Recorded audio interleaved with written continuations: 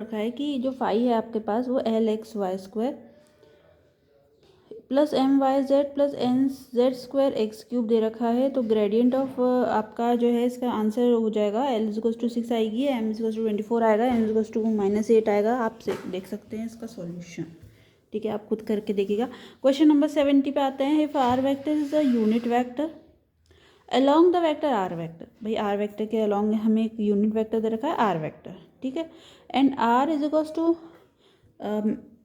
Magnitude of are vector, then divergence of are vector is equals to, तो जो divergence होगा यहाँ 2/r की इक्वल होगा इसका आंसर। ठीक है, आर आपको यूनिट वेक्टर दे रखा है, वेक्टर आर जो है वो आपका R is equals to mod of are vector दे रखा है, डाइवर्जेंस ऑफ आर आपको निकालना है, तो डाइवर्जेंस ऑफ आर आपका 2/r की इक्वल आएगा। नेक्स्ट है question number 71।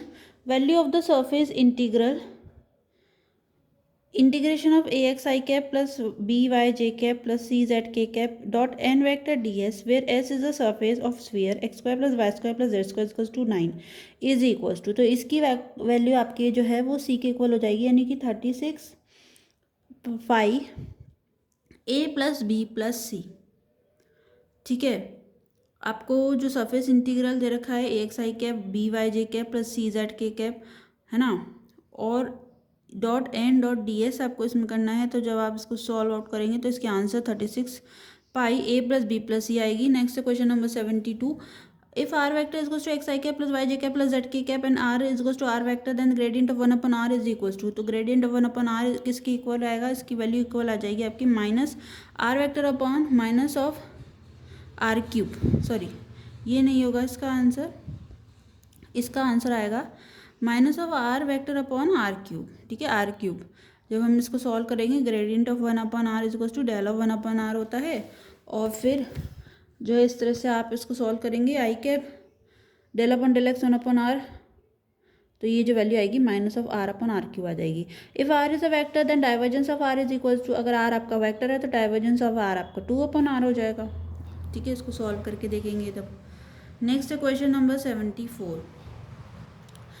If f vector equals to x plus y plus 1 i cap plus j cap minus x plus y into k cap, then अगर f आपके पास ये दे रखा है j minus x plus y k cap है, ठीक है, तो आपकी इसकी वैल्यू क्या होगी, तो इसकी वैल्यू आपका जो है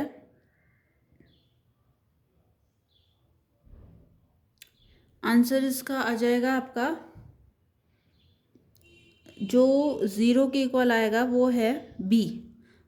ठीक है, जब हम डेल डॉट एफ वेक्टर आपका दे रखा है, तो जो जिसकी वैल्यू 0 आएगी वो आपकी आ जाएगी इसकी सी की, F dot del cross f vector equals to 0, क्योंकि इसको सॉल्व करने पर 0 के इक्वल नहीं आया है। ठीक है, बी वाले को सॉल्व करने पर भी नहीं आया है 0, सी वाले को सॉल्व करने पर 0 आया। जब f dot del cross f vector आपको दे रखा है तो वो इसकी वैल्यू 0 हो जाएगी। ठीक है, नेक्स्ट क्वेश्चन है 75।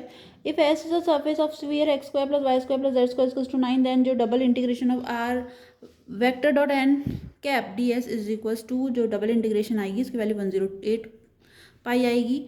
ठीक है, इसका सॉल्यूशन आप देख सकते हैं, इजी सा है। Question number 76। Statement of Stokes theorem again आ गई, हमें स्टेटमेंट ऑफ स्टोक थ्योरम बताना है। F dot D R is equals to double integration of N vector del cross F dot D S. ठीक है, तो ये आज हमने पूरा कंप्लीट 76 क्वेश्चन कर लिए हैं। आप इसके सॉल्यूशंस भी देख सकते हैं, भी हमने इसको रिविजन किया है।